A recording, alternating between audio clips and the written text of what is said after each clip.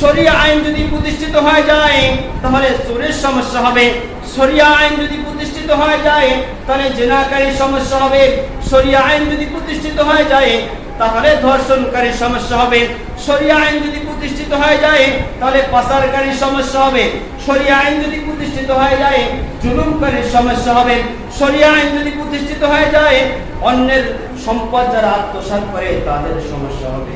শরিয়া আইন যদি প্রতিষ্ঠিত হয়ে যায় মদখোর, জিনাখোর, ব্যভিচারীখোর সমস্ত খোরদের সমস্যা হবে। কারণ কি শরিয়া আইনে এগুলো সাপোর্ট করে না।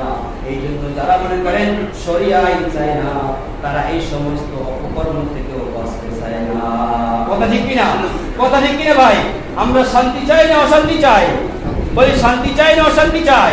যদি শান্তি চাই তাহলে শরিয়া আইনের বিকল্প নাই। বলি যদি শান্তি চাই তাহলে শরিয়া আইনের বিকল্প নাই।